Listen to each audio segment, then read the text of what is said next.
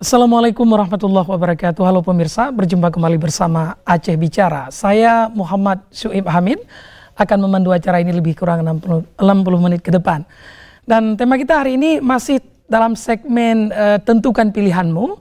Lebih tepatnya subtema yang kita bahas hari ini adalah terkait dengan etika, integritas, dan visi dan misi calon presiden. Nah, saudara, kita tahu bahwa debat terakhir calon presiden itu sudah berlangsung sekitar 2 hari yang lalu, dan tentu saat ini para paslon sedang berkampanye di berbagai daerah di seluruh Indonesia. Tentu pertanyaan pentingnya adalah, sudahkah Anda membuat keputusan siapa yang akan Anda pilih? Lalu siapa di antara 3 paslon ini yang lebih tepat untuk memimpin Indonesia ke depan? Demikian juga mana di antara 3 paslon ini yang dianggap lebih match untuk memperjuangkan aspirasi masyarakat Aceh, khususnya terkait dengan keberlanjutan perdamaian, kemudian implementasi pasal-pasal undang-undang pemerintahan Aceh, dan juga lain sebagainya.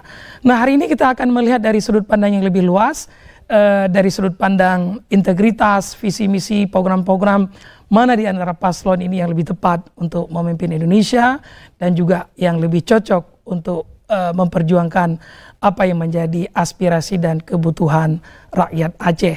Nah, di studio sudah hadir 3 perwakilan paslon.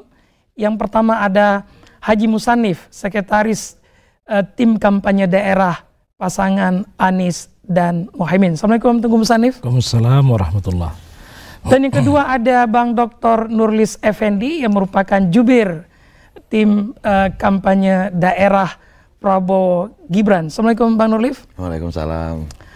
Dan yang ketiga saudara ada Majen TNI Purnawirawan T. Abdul Hafil-Fuddin yang merupakan ketua tim pemenangan daerah Ganjar Mahfud. Assalamualaikum Pak Abdul Hafil-Fuddin. Waalaikumsalam warahmatullahi wabarakatuh. Ini saya sebut Pak Jenderal aja.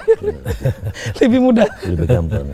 Ya, beliau juga mantan Panglima Kodam Iskandar Muda Aceh. Dan berikutnya ada pengamat pemilu dan juga pemerintahan serta ex-komisioner KIP Aceh, Tunku Akmal Abza. Assalamualaikum Pak Akmal. Waalaikumsalam warahmatullahi wabarakatuh. Baik, ini sambil menunggu azan saya akan ke Bang Musannif dulu ya. Oke. Ini dalam perspektif yang lebih umum nih Bang Musannif. Para paslon telah tampil, Anies, Caimin juga telah tampil di debat. Kemudian kampanye di berbagai daerah juga sudah dilakukan. Nah, kalau kita bicara secara umum, khususnya mungkin di Aceh, apa yang dirasakan oleh tim kampanye daerah? Adakah penambahan jumlah pemilih yang beralih ke paslon 01 ini? Ya. Terima kasih Bang Musu ya. Yang pertama, kami sangat yakin bahwa Pak Anies akan menang tebal di Aceh. Bukan menang biasa, menang tebal. Oke. Kenapa? Karena tema yang diusung oleh Pak Anies itu adalah perubahan. Sebenarnya tema itu tema 5 tahun yang lalu yang Pak Prabowo bawa. Lihat kemenangan Pak Prabowo pada saat itu. Jadi hari ini tema itu ditinggalkan oleh Pak Prabowo dan Pak Anies yang meneruskan tema itu. Maka kami yakin sekali bahwa Pak Anies dan pasangannya Pak Muhaimin akan menang tebal di Aceh. Kami yakin di angka 90%. Agenda perubahan ini pada dasarnya kan bukan juga kita akan memulai dari nol kembali semua pembangunan yang sudah dilakukan oleh pemerintahan sebelumnya. Tetapi mengkoreksi apa yang sedang dilakukan oleh pemerintahan ini yang kurang baik, sehingga lebih tepat sasarannya kepada keinginan dan kebutuhan daripada rakyat. Itu sebenarnya tema yang dilihat. 5 tahun yang lalu kita sudah mulai itu. Gerah kita dengan posisi pemerintahan yang dipegang oleh Pak Jokowi 5 tahun itu, sehingga timbul tema perubahan itu yang pada saat itu panglimanya Pak Prabowo. Nah, pada saat itu panglimanya Pak Prabowo. Jadi sehingga setelah berlanjut pemerintahan Pak Jokowi 5 tahun dan ini juga tidak berubah, malah dalam pandangan rakyat itu pemerintahan ini sudah tidak berada di jalurnya lagi, makanya tema perubahan ini semakin disahuti oleh masyarakat di seluruh Indonesia, bukan hanya di Aceh, di seluruh Indonesia. Oke, kalau di Aceh sendiri berarti platform yang ditawar oleh Paslon 01 Anies Imin itu memang cukup disambut baik oleh kami merasakan itu, kami merasakan hal itu di lapangan. Jadi kalau hari ini ada paslon lain yang berjanji akan berbuat ini dan akan berbuat itu untuk Aceh, kok masih janji? Kan sudah pegang pemerintahannya. Oke. Kok masih janji? Yang berjanji itu yang belum pegang pemerintahan. Kalau yang sudah pegang pemerintahan, langsung eksekusi kalau dia mau. Oke, saya hati-hati juga untuk mengiyakan atau tidak. Ini moderator. Oke, kalau begitu saya nanti akan bedah programnya khususnya untuk Aceh yang lebih relevan. Nah, adakah survei-survei internal yang dilakukan misal di Aceh ini sekarang trennya bagaimana untuk Paslon 01? Ya, kemarin itu di awal-awal masih banyak daripada masyarakat yang belum begitu mengenal sosok daripada Anies Muhaimin di awal-awal itu. Tetapi seiring dengan terjadinya debat di televisi, seiring dengan Pak Anies sudah berkali-kali juga ke Mari, Caiminnya juga sudah ke Aceh, sudah melaksanakan kampanye, ada yang di pesantren, ada yang di tengah masyarakat dan berbagai macam. Dari posisi terakhir yang kami dapatkan di Timnas, itu Aceh insya Allah akan menang tebal di angka hampir 90%. Oke. Artinya kalau bahasa Inggris significantly lah. Oke. Tapi itu versi 01 ya. Itu versi kami lah. Mari kita tanya juga ke Paslon 02 ya, yang juga tentu punya perspektif yang berbeda untuk menjawab permasalahan ini. Nah, masih pertanyaan yang sama ini, saya juga harus berimbang menanyakan. Nah, kalau yang dirasakan, kalau melihat tampilannya, publik tentu merespon baik di medsos maupun di secara langsung. Kira-kira apa yang dirasakan terkait dengan keberpihakan pemilih di Aceh terhadap Paslon 02 Prabowo Gibran, Pak Bang Nuril? Di awal-awal, ketika kita belum membentuk TKD di Aceh, itu benar seperti beliau sampaikan. Jadi di survei, saya basisnya survei ya, di survei internal maupun eksternal itu punya selisih yang sangat signifikan memang kemenangan Anies di Aceh dibanding dengan mungkin kita dari Prabowo. Itu 17 kita, Anies itu 65, sisa ke yang lain. Nah, kemudian ketika kita, terutama kita dari Partai Aceh mulai melakukan deklarasi setelah terbentuk di TKD, deklarasi kita lakukan di seluruh Aceh, termasuk seluruh, ini khusus di Partai Aceh dulu yang saya cerita, karena saya dari Partai Aceh. Khusus di Partai Aceh itu kita mendeklarasi di berbagai tempat, terjadi dampak positif untuk keberadaan Prabowo di Aceh. Bergerak sekarang ini dari beberapa, kemudian ada beberapa partai koalisi juga membuat gerakan serupa, dan kemudian muncul relawan-relawan di Aceh yang membuat beberapa gebrakan juga untuk pemenangan partai. Jadi pemenangan Prabowo terjadi kenaikan yang signifikan menurut yang kita lihat. Sejauh ini angka itu sudah mencapai 37% sampai 40% yang kita capai dari angka 17. Dari angka 17 itu bergerak menjadi ke 37 sampai 40% sekarang keterpilihan Prabowo di Aceh. Kita nggak berani ngeklaim 90 sampai 100% karena maksud saya itu naif ya. Naif karena jadi kita bergerak lewat gerakan yang kita lakukan, kemudian kita ngukur lewat perolehan impact positif yang kita dapatkan dari gerakan-gerakan yang kita jalani. Umpamanya ketika kita menjelaskan awal dari sentimen negatif yang muncul itu memang mempengaruhi elektabilitas Prabowo Gibran di Aceh. Kemudian setelah kita turun, memang kita perlu kerja keras, harus saya akui, karena di sini Anies sama Caimin punya keuntungan image ya. Kita ada image yang kemudian digeber terus untuk menjatuhkan image dengan campaign negatif terhadap Prabowo Gibran, baik itu di medsos yang tidak muncul hal seperti itu kan di media mainstream. Kalau di medsos hoax segala macam itu main dan menggerus kita di awal-awal. Tetapi kita bisa antisipasi, bisa pelan-pelan. Apa yang membuat terjadinya kenaikan signifikan tadi dari angka 17 ke 37? Apakah misalnya ternyata kehadiran kekuatan Parlok Partai Aceh itu memang memberi sebuah pressure yang besar untuk memberi warna, memberi warna artinya kita menjelaskan dengan bahasa-bahasa yang mudah dipahami oleh publik. Sementara ini kan Anies kelompok yang cerdas lah, ya kan, dan mengklaim diri sebagai kelompok yang pintar ke sana. Jadi kita orang yang sederhana menyampaikan secara sederhana ke publik secara sederhana pula. Misalnya ketika kita menyampaikan di Aceh bahwa kenapa kita harus Prabowo lagi, kan seperti itu. Udah 2 kali kita memenangkan Prabowo. Ini basis dari Partai Aceh karena kebetulan ini partainya kombatannya zigzag, itu orang ini nggak begitu paham ya. Habis dukung sini pindah ke sini, nggak begitu gerak. Teman-teman yang pimpinan kita Muzakir Mualim itu agak grogi dia kalau gerak. Habis dukung sini pindah sini. Jadi dia jelaskan bahwa basis kita kesetiaan. Kita udah mendukung ini ya udah dukung. Kita udah damai ya damai gitu loh. Kalau perang, kalau damai sekarang kita damai.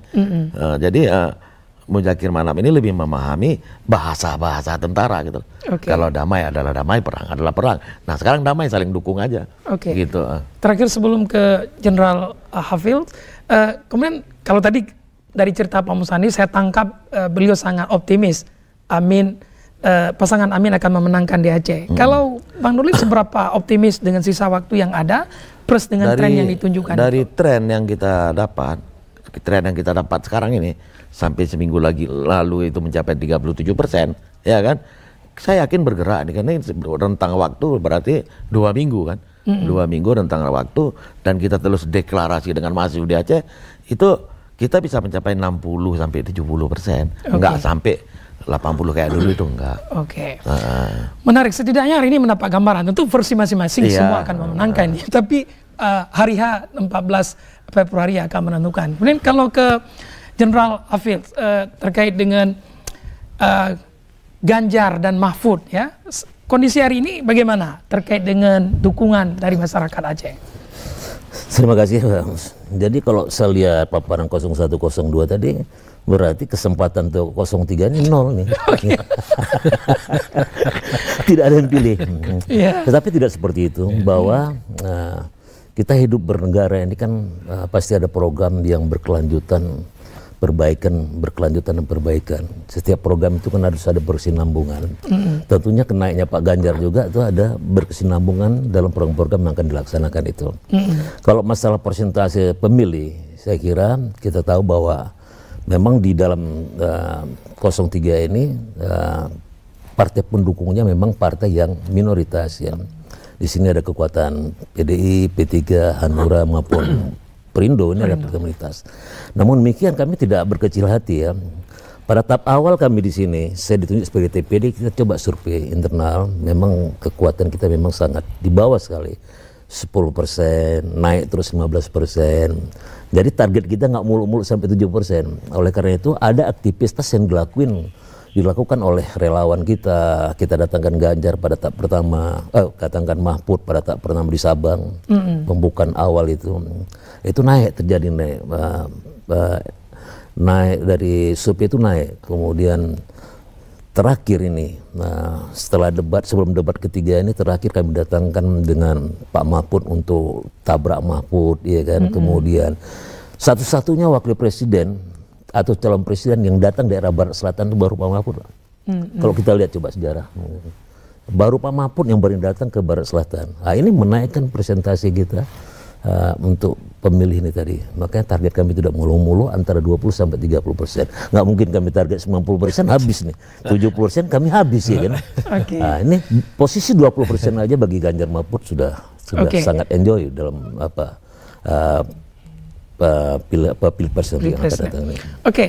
Jenderal Hafil, saya akan kembali ke Anda, tapi kita jeda sejenak. Pemirsa tetap bersama kami, perbincangan ini akan berlanjut setelah yang berikut ini.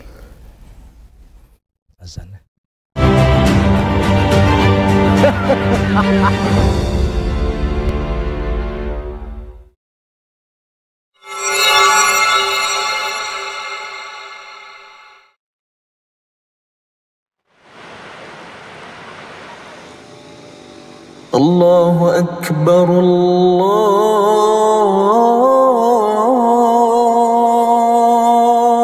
Akbar, Allahu Akbar, Allahu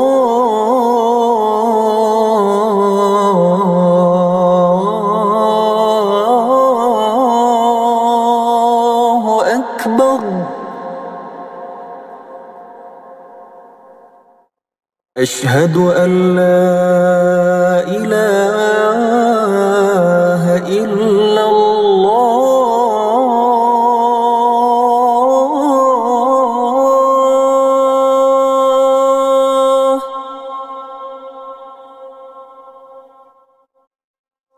أشهد أن لا إله إلا الله.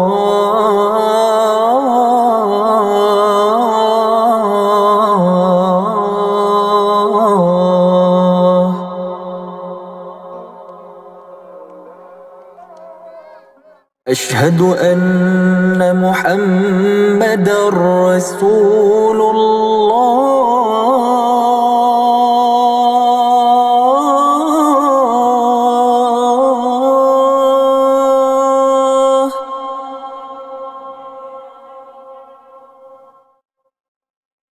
أشهد أن محمدًا رسول الله.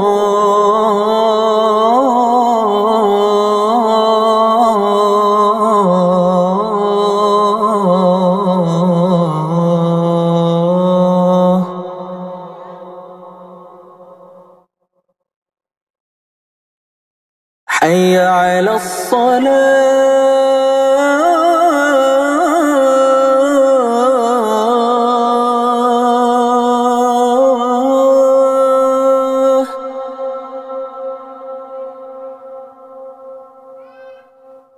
حي على الصلاة.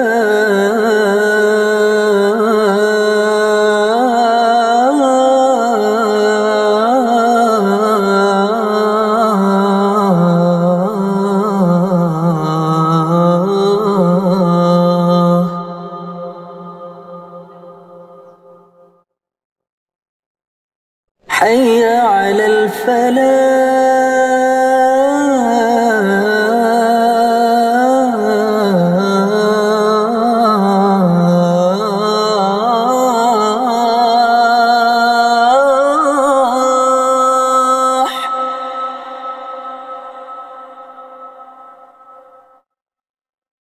حي على الفلاح.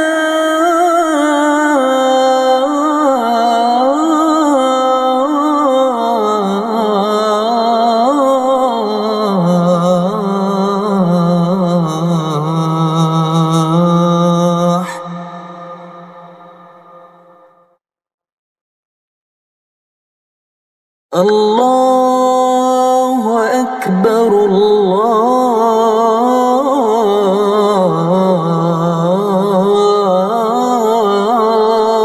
الله أكبر.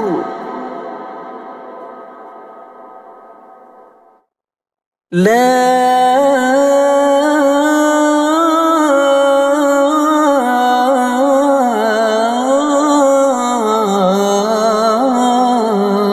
إله إلا الله.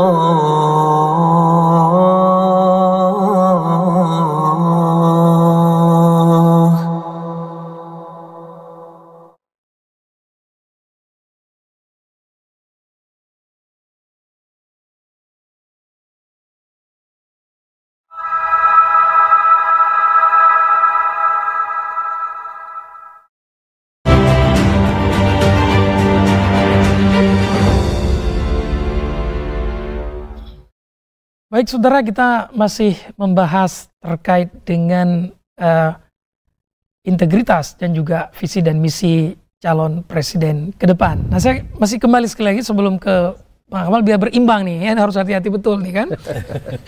Nah kalau begitu nih Jenderal Hafiz, seberapa penting Paslon 03 melihat Aceh itu sebagai sesuatu yang strategis? Misalnya maksud saya hingga hari ini yang saya tahu Pak Ganjar misalnya belum ke sini kan, sementara Pak Prabowo, Pak Anies sudah berkali-kali malah. Nah apakah ini mengindikasikan sebenarnya ada cara pandang yang berbeda terkait atau terhadap Aceh itu? Begini ya, kenapa dari Paslon 03 ini Pak Ganjar tidak sini? Bukan dikatakan Aceh tidak penting. Tanpa Aceh Indonesia nggak ada. Ini sangat penting. Tapi yang penting itu adalah bagaimana berkomunikasi sama rakyat itu lebih penting. Lebih memahami tentang Aceh itu adalah Pak Mahfud. Ya bisa berkomunikasi dengan baik dengan Pak Mahfud. Bukan Pak Ganjar tidak ingin, tetapi ada tugas-tugas lain yang harus memang kondisi perpolitikan sekarang ini memang beliau harus berada sana. Makanya Pak Mahfud 2 kali ke sini. Kenapa? Pak Mahfud lah yang memahami tentang Aceh. Kita lihat kemarin pada saat tabrak Mahfud itu banyak hal-hal tentang hukum yang ditanya kita. Bagaimana program ke Aceh ke depan banyak dijawab dengan lantang oleh Pak Mahfud. Seperti tentang perpanjangan OSUS. Kita perpanjangan OSUS tidak perlu lagi menunggu revisi undang-undang. Revisi undang itu lama. Maka dibentuklah. Kalau beliau jadi, Pak Ganjar jadi, Pak Ganjar Mahfud menjadi presiden, itu percepatannya itu dengan mengeluarkan impres atau perpres, itu satu. Dan beliau tahu Papua sebelum direvisi Undang-Undang Nomor 21 itu, perpres dulu dikeluarkan. Setelah keluar perpanjangan OSUS itu, baru revisi undang-undangnya. Ini yang disampaikan oleh Pak Mahfud. Apa yang diberikan untuk Aceh? Banyak hal-hal yang akan diberikan untuk Aceh tersebut. Ada 21 program ya, seperti yang disampaikan di Sabang bahwa setiap guru ngaji yang terpilih diberikan insentif 1 juta per guru ngaji. Ya. Kemudian rakyat miskin setiap rumah harus ada 1 sarjana. Ya. Ini hal-hal seperti inilah. Jadi oleh karena itu dengan kedatangan beliau ini kita harapkan bahwa pemilih mengetahui bahwa program Pak Ganjar dan Pak Mahfud ini memang program yang akan mengangkat kesejahteraan rakyat, terutama di Aceh ini. Ya. Ya artinya tetap penting. Tadi menarik bahwa artinya tentu yang dikirim yang lebih paham tentang Aceh. Dan memang dalam catatan sejarah Pak Mahfud bisa disebut juga terlibat misalnya dalam putusan Mahkamah Konstitusi tahun 2012 yang kita tahu waktu itu pilkada sempat dari calon pihak sempat tidak bisa mendaftar, lalu ada skenario sehingga lahir putusan yang memungkinkan ada pendaftaran itu. Betul. Baik, Ketua Akmal, dari sudut pandang Anda sebenarnya, apa yang Anda lihat kecenderungan masyarakat ini? Pertama, seberapa besar Anda melihat bahwa masyarakat memilih paslon-paslon ini? Kemudian apa yang menjadi dasar pilihan itu? Ya, pasca debat terakhir 2 hari yang lalu dan seiring dengan perdebatan 2 kali sebelumnya untuk capres, itu mengindikasikan bahwa KPU telah menyajikan kepada publik bahwa ketiga pasangan capres ini punya kesetaraan dalam pandangan, baik pandangan politik, sosial maupun dalam pandangan hukum.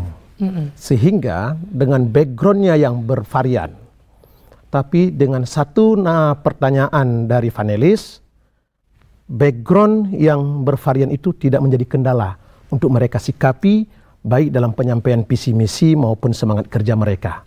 Sehingga Anies background intelektual akademisi, Prabowo dalam kapasitas dia sebagai ex-militer, kemudian Ganjar sebagai politisi, ketika disajikan kepada pemilih memang benar apa yang Bang Musannif jawab, Bang Nurlis tanggapi, termasuk Bang Hafil tadi, memang berdampak secara langsung kepada pemilih. Maka apa yang disampaikan oleh ketiga perwakilan tim ses ini, realitanya memang seperti itu, bahwa angka dukungan itu elastis. Ketika Bang Musannif mengatakan ada efek domino, bahwa peningkatan, bahwa akan ada mendekati 90% ada peningkatan tebal, juga beliau bukan hanya berbicara semata-mata karena dari tontonan dan kondisi sekarang, tapi juga belajar dari angka 2019 bahwa Prabowo itu memiliki angka 86% di Aceh.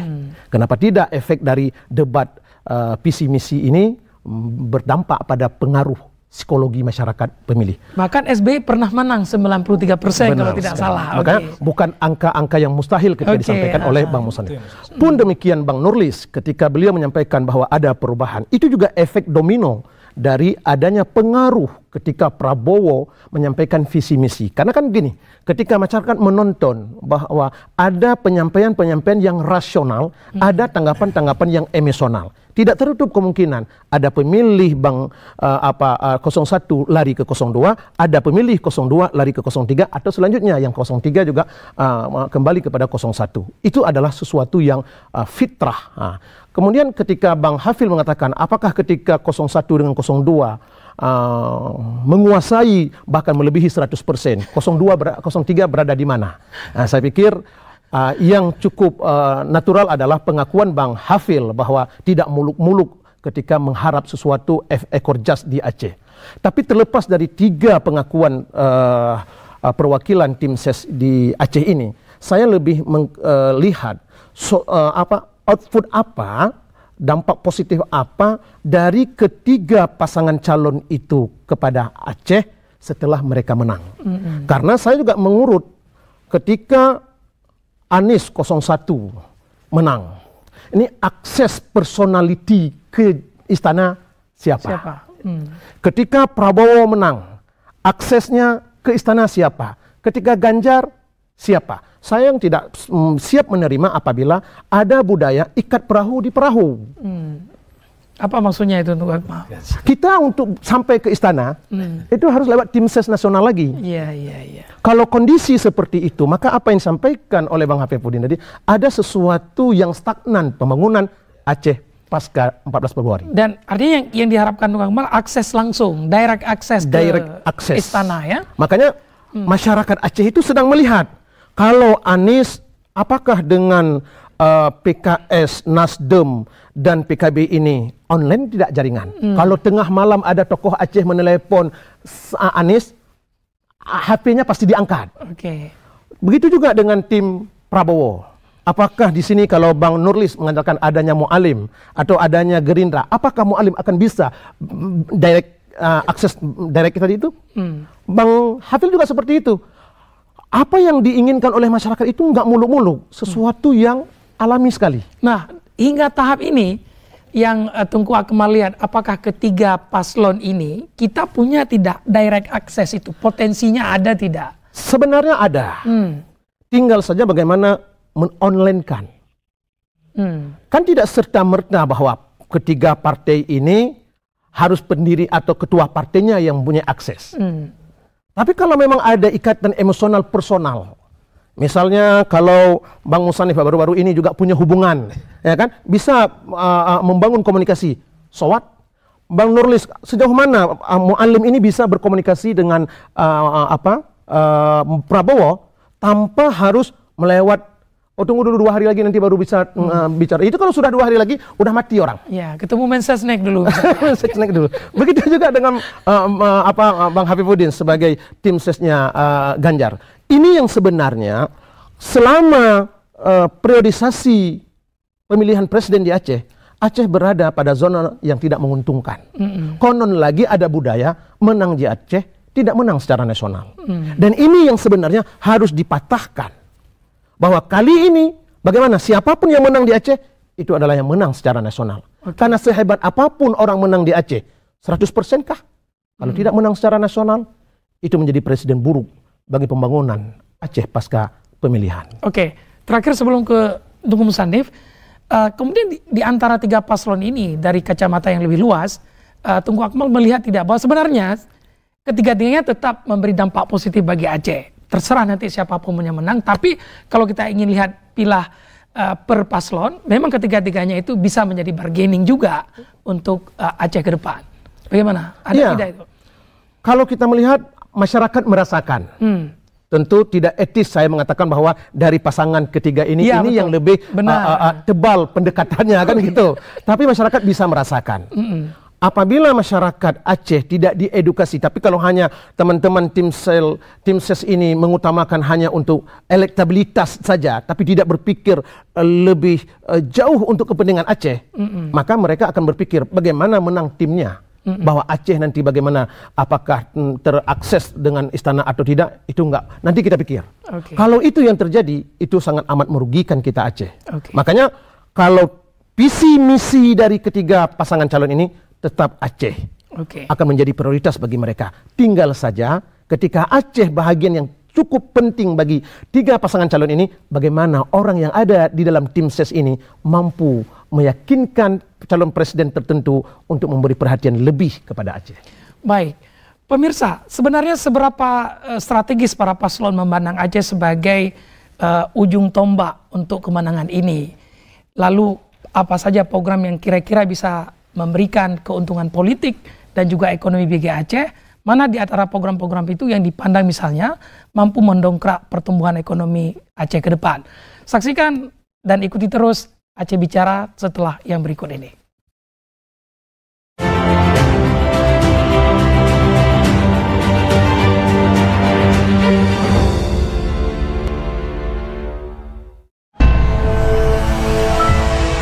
Para orang tua murid berlomba-lomba memperebutkan bangku sekolah untuk anaknya. Tunggu. Sejak Anies dan Muhaimin jadi presiden dan wakil presiden Indonesia, semua anak dijamin dapat bangku sekolah, orang tua bebas masalah. Amin aja dulu. Pilih amin untuk semua anak bisa dapat bangku sekolah.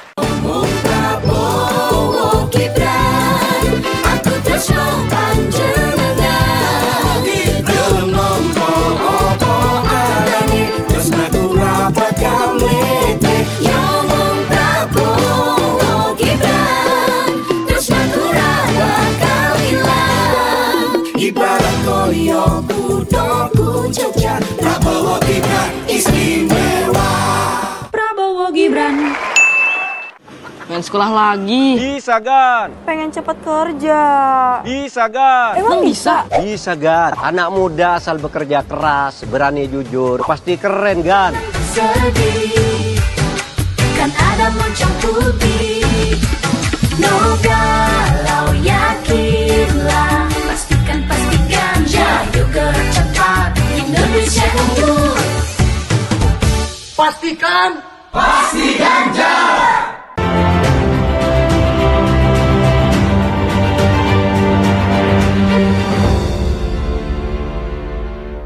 Baik pemirsa, terima kasih Anda masih bersama kami dan kita masih melanjutkan perbincangan ini. Siapa tahu Anda mungkin sudah membuat keputusan, tapi dengan mendengar Aceh Bicara sore hari ini, Anda bisa mengubah keputusan itu untuk memilih paslon yang lain. Ya. Oke, saya kembali ke Bang Musannif. Ini bicara tentang bargaining politik Aceh. Ya.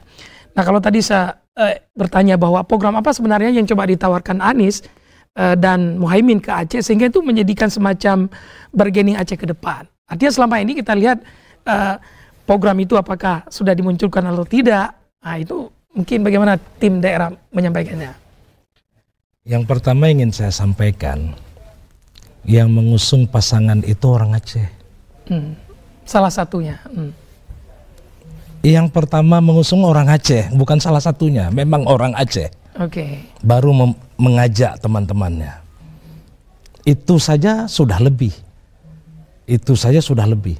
Jadi nggak mungkin si orang Aceh ini mau mengorbankan daerahnya kalau tidak ada sesuatu yang akan dia bisa bawa pulang kemari.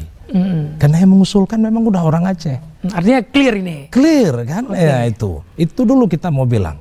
Jangankan kita masuk dulu. Karena kalau kita baca visi misi yang 100 sekian halaman itu kan visi misi secara nasional. Secara nasional, Habis itu kehadiran Anies. Sebelum pencalonan sudah sekali. Setelah pencalonan 2 kali. Cak Imin pun sudah sampai kemari dan mulai dari sini sampai ke Biren sana. Pak Anies sendiri sudah sampai ke Tamiang.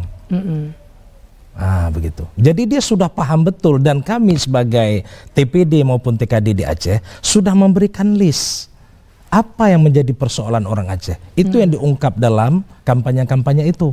baik waktu Cak Imin datang ke pesantren di Aceh Besar maupun pesantren di Pidi dan di Biren, maupun yang Pak Anies datang kemari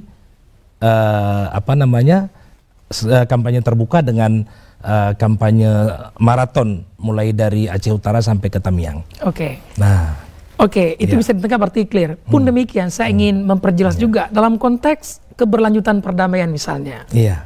Bagaimana strategi atau paslon 01 ini akan memastikan itu bisa berlanjut? Iya, Pak? kita lihat aja misalnya kata-kata Pak Anies, Republik ini hadir untuk melindungi dan mensejahterakan, mencerdaskan bangsa, ya kan?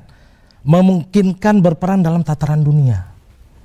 Itu kan narasi-narasi yang dikeluarkan yang dia sifatnya untuk seluruh rakyat Indonesia. Nah, narasi-narasi itu. Kan nggak ada narasi-narasi yang kita lihat dari Pak Anies yang meremehkan sesuatu atau meremehkan daerah tertentu. Malah ditanyakan waktu beliau ke Gorontalo, kenapa datang ke daerah yang pemilihnya cuma 1 juta sekian. Wujud penghormatan kami kepada pemilih. Kan itu yang dia utarakan. Jadi ini narasi-narasi ini yang dari Pak Anies yang luar biasa. Habis itu Pak Anies juga narasi keberpihakan. Apa maksud narasi keberpihakan itu? Narasi keberpihakan itu tujuannya untuk keadilan dan kesejahteraan rakyat. Ada keberpihakan di situ. Tidak mengecilkan yang besar dan membesarkan yang kecil. Kan itu yang diulang-ulang. Nah, kita akan lawan itu oligarki, tapi bukan kita anggap musuh. Lawan dan musuh itu berbeda. Itu narasi-narasi itu. Kita akan lawan supaya berkeadilan. Jangan ada 100 keluarga menguasai 100 juta hajat hidup orang banyak. Kan itu yang dinarasi-narasikan. Di pemimpin ini apa yang kita lihat kalau nggak narasi? Narasi apa yang dia keluarkan? Narasi itu kalau tadi Pak Afil selalu bilang ilmu psikologi, itu kan sebenarnya ada yang dalam pikiran kita keluarkan. Bercanda saja kita, sebenarnya itulah apa yang ada dalam pikiran yang kita candakan. Kalau dalam ilmu psikologi. Berarti dari deskripsi itu paslon 01 juga clear untuk masalah komitmen perdamaian. Demikian juga implementasi termasuk masalah ekonomi, misalnya kelanjutan Otsus. Otsus. Cuman bahasa Cak Imin kadang-kadang bahasa orang NU. Bahasa orang NU kan berlebihan dikit sampai kiamat. Ya kan bahasanya kan begitu. Tapi maknanya selama Otsus itu digunakan untuk kepentingan rakyat, untuk kepentingan masyarakat, kita akan lanjutkan terus dan lanjutkan terus. Kan itu inilah. Kalau perlu sampai kiamat itu ditambahannya. Nah, satu lagi sebelum ke Bang Nurlif, bagaimana memastikan nanti tim daerah mengawal apa yang menjadi komitmen ini, Bang Musannif? Saya kembali lagi kepada Pak Anies. Pak Anies selalu bilang, kalau kita mau melihat orang apa yang akan dia lakukan besok, lihat apa yang dia lakukan ke belakang. Yang telah dilakukan. Yang sudah dilakukan di belakang. Itu yang paling mudah, karena kita nggak bisa menebak hati orang. Mau kita kawal semanapun, nggak akan bisa kita tebak apakah ini akan direalisasikan atau nggak. Lihat. Nah, ini kita lihat yang sedang berkuasa. Kalau saya bilang tadi, kalau sedang berkuasa masih berjanji, waduh, macam mana itu? Sedang berkuasa masih berjanji. Orang berjanji itu yang belum berkuasa. Yang sudah berkuasa eksekusi sifatnya. Artinya memastikan Anies dari track record pemimpin Jakarta misalnya itu dia tuntaskan 5 tahun. Pembangunan dilakukan di Jakarta. Baliho paling besar Pak Anies Jakarta itu. Bang Usu tahu apa tempat baliho paling besar Pak Anies di Jakarta? JIS itu baliho paling besar dari Pak Anies. JIS itu bisa kita bangun dengan kata-kata. Enggak. Kayak dituduhkan orang Pak Anies hanya berkata-kata omon-omon. JIS itu bukan omon-omon. JIS itu baliho terbesar Pak Anies, itu salah satunya dari berbagai macam. Baik, ini mengingat waktu sebenarnya masih cukup banyak. Tapi artinya bahwa tadi kalau bicara komitmen dan juga bagaimana memastikan pengawalan itu telah dijawab oleh paslon 01. Ini Bang Nurlif masih pertanyaan yang sama. Bagaimana komitmen 02 di dalam program-program untuk Aceh ke depan, bargaining politik ya. Apakah bisa tadi kalau Islam Tunku Akmal direct access, bisa nggak Mualim telepon Prabowo langsung misal, kan gitu kan? Nah gimana nih? Saya sepakat dengan Pak Akmal ya, Ustadz Akmal. Perlu sosok yang bisa direct ke presiden yang terpilih ke depan. Umpamanya katakanlah kalau 01 siapa, 02 siapa, 03 siapa pula. Nah, kalau di kita clear kalau soal itu bahwa Mualim sangat dekat sama Prabowo, sehingga dia nggak pernah beralih dan 3 kali mendukung Prabowo dan menjelaskan kedekatan kita sama Prabowo. Dan bisa telepon, iya, dipanggil datang, bahkan ketika Prabowo mendeklarasikan, dia langsung menyebut Partai Aceh, menyebut Mualim sebagai orang terdekat dia di depan publik gitu. Depan publik artinya kalau kedekatan khusus itu saya enggak mau mengatakan yang lain nggak punya ya. Kita punya, kita jelas sangat punya itu soal Muzakir Manap, Partai Aceh itu punya jaringan ataupun punya hubungan yang khusus dan langsung dengan Prabowo, bahkan itu timbal balik juga kita dukung dia dukung kita gitu loh. Timbal balik itu udah jelas gitu. Nah, apapun program seperti Mbak Ustadz Akmal sampaikan, apapun program itu nggak ada artinya kalau kita nggak punya hubungan khusus dengan presiden apapun. Dan bahkan apalagi kalau presiden yang menang kita di sini kalah, itu juga harus ada hubungan khusus yang mampu memperbaiki ini. Oke. Jadi seperti itu, apapun programnya ada komitmen dengan Aceh. Bagaimana komitmen dengan Aceh, bahkan Prabowo juga ada menyampaikan dia ingin membalas budi kepada Aceh. Dia berterima kasih, itu jelas itu. Sorry kalau sempat saya pertanyaan tambahan begini, mungkin publik juga bertanya. Kalau itu yang kira-kira selama ini mungkin apa yang karena kedekatan itu yang mungkin tadi disampaikan, adakah dampak positif yang diterima Aceh dalam rentang waktu sekarang misalnya Bang Nurli? Sekarang umpamanya di Aceh udah ada Prabowo mendirikan politeknik untuk Aceh. Politeknik yang mana itu? Saya nggak tahu persis itu, tapi udah disampaikan oleh Prabowo juga, udah dijalankan. Terus beasiswa yang banyak publik yang nggak tahu itu banyak sebetulnya yang diberikan Prabowo untuk putra-putri Aceh. Itu disekolahkan kemana-mana kan. Prabowo juga nggak suka ngomong sebetulnya kan, nggak suka omon-omon istilahnya kan. Jadi kan, jadi dia ngelakukan itu gitu loh, ngelakukan itu. Dan Prabowo memang tipikal tentara kan, nggak tahu dia bagaimana mencitrakan dirinya, termasuk membantu orang yang mau dihukum mati di Malaysia itu dia nolong, mengeluarkan duit dan tidak pernah ngomong-ngomong gitu kan. Jadi banyak hal yang bisa kita lihat dari Prabowo yang sekarang. Tetapi kan akses kementerian Prabowo, kalau lah dikatakan dia sedang berkuasa harusnya eksekusi, ya kan dia Menteri Pertahanan, ya kan dia kan Menteri Pertahanan, kecuali Prabowo-nya presiden. Nah itu lain hal, dia Menteri Pertahanan.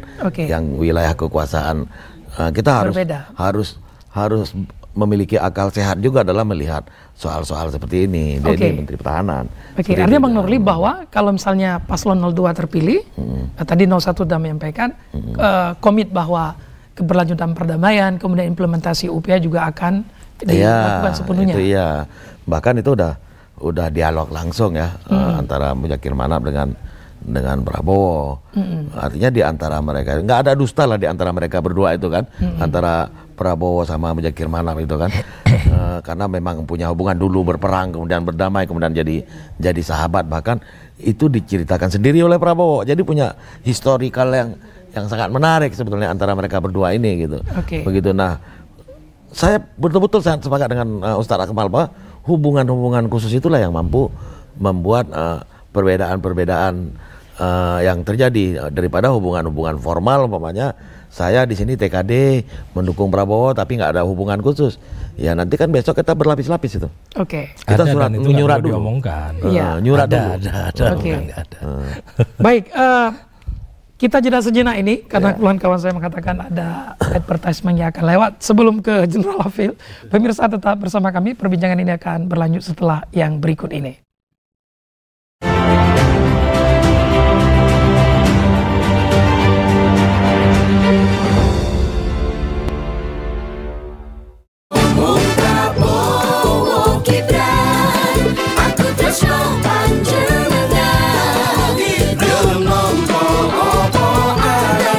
Terus naku rapat kami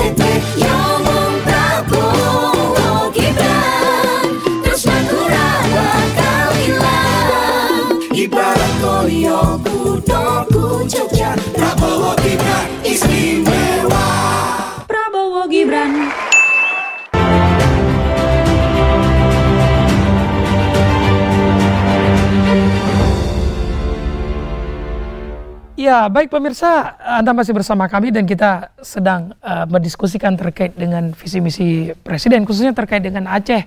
Kembali ke program Paslon 02 Jenderal Hafiz. Ini kira-kira yang strategis nanti, program walaupun tadi sekelas sudah disebutkan ya, tapi pertanyaan berikutnya adalah bagaimana misalnya memastikan, mengawal jika komitmen itu dilaksanakan atau dijanjikan, kemudian bagaimana itu dikawal, bisa diimplementasikan. Saya kira gini, yang penting nomor 3 menang dulu jadi presiden. Setelah itu? Setelah itu berikan janji saya 40% dapat di Aceh. Saya yakin komitmen apapun untuk pembangunan Aceh itu akan tercapai. Aceh bagian dari Indonesia. Saya sudah sampaikan kepada Pak Ganjar secara langsung, kepada Pak Mahfud secara langsung. Aceh ini negeri termiskin kedua di Sumatera, Pak. Ya, ada yang salah dalam tata kelola keuangan di sini. Ada salah dalam tata kelola pemerintahan. Kalau Bapak jadi, Bapak bertanggung jawab nggak untuk memperbaiki ini? Bapak bertanggung jawab nggak untuk mendukung ini semuanya? Dan menyampaikan siap. Makanya pada saat tebrak Mahfud itu kan bisikan saya ke situ. Beliau menyampaikan otsus, menyelesaikan masalah pelanggaran HAM, menyampaikan masalah sumber daya alam di sini, pengelolaan ini bagaimana, di sini ada SK Migas Aceh, bagaimana, pabrik nggak ada di sini. Saya bisikan selama perjalanan di pesawat maupun di dalam mobil itu. Dan beliau bersedia sekali dan sedih melihat Aceh itu. Tapi harus menang. Kalau nggak menang, omong-omong kita jadinya. Nah, iya kan? Kalau menang, saya yakin saya bertanggung jawab untuk memfasilitas perhubungan ke sana pusat langsung. Oke, kalau misalnya itu apakah mesti menang di Aceh atau kalau menang nasional tetap Aceh akan peduli gimana tuh? Pasti. Menang di Aceh, Aceh tidak menang nggak apa-apa, tapi dapat suara di Aceh, menang nasional. Yang harapan kita menang nasional di putaran kedua nanti, kita menang nasional. Tentunya Aceh ini kan tidak lepas masih bagian Indonesia. Ya, beliau menyampaikan juga berbicara Indonesia, tidak bicara Jawa. Ya, beliau itu 2 kali anggota legislatif, 2 kali gubernur. Cerdas beliau tuh secara politikus. Kalau Pak Anies mungkin secara akademisi bicaranya, tapi secara politikus beliau udah cerdas itu, mengerti, memahami legislatif, memahami eksekutif, dan tahu beliau di Aceh. Saya nggak nyampaikan saja, sebelum pencalekan beliau datang kalau Semawi Pak, yang dibilang tidak ada. Datang ke Nimal beliau tuh memberikan kuliah umum. Bukan beliau tidak mau di sini, tapi pembagian tugas itulah. Karena apa? Pak Mahfud itulah yang mengenal Aceh. Dia kenal secara religius, dia kenal secara sejarah, dia mengenal secara hukum tentang Aceh ini. Makanya beliau ditugaskan di sini. Oke. Untuk itu. Terkait dengan komitmen perdamaian, Bang Hafiz, bagaimana pas komitmen dari Paslon 03 ini? Saya sudah sampaikan pada beliau, kami diskusi, Pak. Masalah politik di Aceh itu selesai. Politik negara damai. Yang belum selesai adalah masalah ideologi. Kenapa? Selama masyarakat Aceh tidak sejahtera, ya perut masih lapar, ideologi pasti tidak masih ada. Tetapi cara politik dengan negara gini, dengan pemerintah pusat sudah selesai.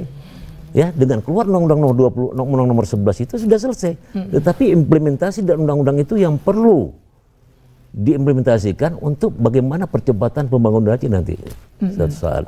Nah, tentunya kita bisa bicara pada yang menang. Kalau kita kalah, bicara kepada siapa? Ya kan? Oleh karena itu siapapun yang menang nanti kita harus berani bicara untuk perjuangan Aceh ini tadi. Kita nggak peduli siapa menang, yang penting presiden itu harus presiden yang memerintahkan Aceh. Ya harapan kita tentu nomor 3 yang menang, Pak. Artinya kalau Paslon 03 menang, Pak Hafiz dan teman-teman siap mempressure untuk memperjuangkan. Saya di nasional 45 tahun, Pak. Siap. Saya paham Pak Mahfud, saya paham Pak Ganjar, dan pernah bertemu sebelum menjadi presiden. Sama seperti 01 dan 02. Saya harus menyebut juga. Ini kita sisa waktu agak beberapa menit lagi, sekitar 7 atau 8. Bang Akmal, ini sebenarnya menang di Aceh itu seberapa strategis? Maksudnya begini, apakah ada yang mengatakan kalau misalnya menang di Aceh ini kita menang dari Sabang sampai Merauke lah gitu. Lalu seberapa besar kita memiliki bargaining sebenarnya bahwa semua orang harus melihat Aceh sebagai daerah yang strategis sehingga semua orang mengejar perlu menang di Aceh. Memang bukan persoalan suara, tapi persoalan katakanlah bargaining, persoalan kesan dan sebagainya. Nah, gimana Pak? Ketika tim pemenangan provinsi mampu membranding diri mereka sebagai unsur yang urgent di dalam kemenangan salah satu pasangan. Kendati ada anomali bahasa menang di Aceh, bisa saja kalah secara nasional. Tapi kalau kita urut bahasa Bang Hafil Budi tadi, boleh kalah di Aceh, tapi siapapun yang menang nanti tetap berkontribusi nyata ke Aceh. Ketika branding tim ses yang ada di provinsi ini menjadi sesuatu energi. Ketiga, ini perlu mereview sejarah, jangan historis. Bahwa dari 2008 yang seingat saya, bahwa Aceh selalu terjadi kontradiksi di saat Soeharto menekankan untuk memenangkan Golkar, P3. Ditekan lagi Aceh, tetap P3. Dan beberapa kasus itu terulang hingga hari ini. Bahwa kita Aceh ada semangat melawan rezim. 2019 dengan 2024 ini seakan dalam tanda kutip masyarakat Aceh itu sudah pada jenuh dianggap Chinese one bolding nyo Cina tabo gedung Cina. Ada Jokowi, Prabowo, Cina tabo gedung Cina. Ada Prabowo, Ganjar, Cina tabo gedung Cina. Maka ada dalam tanda kutip titipan harapan itu ada pada Anies. Sehingga masyarakat Aceh ketika mengangkat branding perubahan dengan bahasa yang mengatakan ini kita membypass rezim yang ada, sehingga ketika Anies dideklarasi, tokoh-tokoh masyarakat Aceh itu berduyun-duyun mendeklarasikan diri untuk menghibahkan waktu. Namun seiring dengan waktu, kelompok Prabowo dan Ganjar juga tidak kalah dalam membangun branding sehingga Bang Nurlis tadi mengatakan ada kepercayaan diri ketika isu-isu yang diangkat oleh 01 dipatahkan oleh 02 dan isu itu mampu mengangkat elektabilitas 02. 03 pun tidak muluk-muluk harapannya. Maka bagi saya kondisi objektif ada psikologi yang membekas bagi masyarakat Aceh. Masyarakat Aceh ini ada ingin sebuah perubahan. Kalau toh perubahan itu ada pada Anies, tentu wajar kalau masyarakat Aceh itu berharap Anies menang. Karena 2019 all out masyarakat Aceh itu menitip 86% kepada Prabowo ingin ada perubahan. Tapi ketika masyarakat Aceh berharap Prabowo akan diusung di 2024, ternyata Prabowo memainkan peran untuk koalisi di dalam kabinet Jokowi. Maka ketika masyarakat Aceh dalam mindsetnya Prabowo adalah Cina sabuh gedung cit dengan Jokowi, maka 2024 ini masyarakat Aceh coba menawarkan bahwa apakah dengan Anies ini akan terwujud perubahan. Saya sebagai mantan praktisi pemilu pernah mengatakan bahwa apa yang terjadi 2019 dan apa yang akan terjadi di 2024 itu tidak akan jauh bedanya. Artinya siapapun yang menang nanti tetap dari 6 itu akan mengisi ruang-ruang pemerintahan. Oke, terakhir karena kita waktu. Tapi sedikit saya mau tanggapin sedikit aja. Sedikit aja. Ya. Masyarakat Aceh betul seakan-akan selalu menjadi orang yang melawan rezim. Tapi saya koreksi sedikit, 2009 tidak. SBY begitu berkuasa 5 tahun dan orang Aceh secara waras berpikir SBY bagus, 93% keluar SBY. Oke, artinya tidak itu menyatakan tidak selalu melawan rezim. Oke, tergantung keadaan juga. Tergantung keadaan. Orang Aceh dalam memilih pemimpin sangat sehat pikirannya. Oke, baik. Nah, terakhir nih Tengku Akmal sebelum ke yang lain, singkat-singkat saja, apa yang melihat kekuatan dari tiga paslon di Aceh saat ini? Apakah cukup berimbang atau proporsional sebenarnya? Kalau di Aceh lebih tinggi dominan ke 01. Ya, walaupun diiringi oleh 02 dan 03 menyusul di bawahnya. Namun kondisi ini tergantung dalam waktu yang tersisa ini bagaimana meyakinkan simpul-simpul pemilih. Artinya, kalau 01 jangan sampai goyah dengan jumlah yang telah diprediksi oleh Bang Musanef. 02 ini kan mengejar. Nah, gitu. Artinya bisa juga terbalik suasananya, sangat tergantung sisa waktu yang. Artinya proporsional. Apa saja bisa terjadi dalam politik. Iya, dalam politik sangat dinamis. Kita singkat saja, saya ingin minta closing statement dari masing-masing program paslon. Masing-masing ini 30 detik, Bang Musanif. Apa yang disampaikan closing statement? Aja. Saya cuma kutip saja yang Pak Anies katakan. Pemerintah bukanlah orang yang tahu segalanya. Jadi dalam pembangunan pemerintah harus melibatkan stakeholder setempat dan aktivis yang bergerak di bidang itu. Itu yang perlu diketahui, bahwa menjadi pemerintah bukan orang yang tahu segalanya. Jadi jangan buat program yang hanya kepentingan dirinya sendiri dan keluarganya, tetapi memilihlah kepentingan dan kebutuhan rakyat itu. Oke, baik. Bang Nurlif juga 30 detik maksimal. Closing statement. Terima kasih. Semua calon presiden pada dasarnya baik ya, putra terbaik, dan tiga-tiganya jelas terpilih. Baik 01, 02, 03 itu semua putra-putra terbaik di Indonesia. Dan yang paling penting di dalam pemilu ini kita menjaga kerukunan, kedamaian, kenyamanan, dan pilihlah sesuai hati nurani, nggak perlu khawatir tentang pilihannya, karena semua calon presiden itu pasti peduli pada kita semua. Pada prinsipnya semua adalah presiden Indonesia. Demikian. Baik. Pak Hafil. Terima kasih. Seperti tadi saya sampaikan, bahwa siapapun presidennya, pasti harapan saya memperhatikan Aceh. Ya. Oleh karena itu, menjelang tanggal 14 Februari, marilah kita berdemokrasi dengan baik. Saling menjaga, saling tenggang rasa, jangan berbuat hal-hal yang curang, ya. Kita melaksanakan tugas secara netral, jujur, ya, tidak ada intimidasi, sehingga semua proses pemilu ini berjalan baik. Harapan saya sebagai TPD 03 tentunya harapan saya mencapai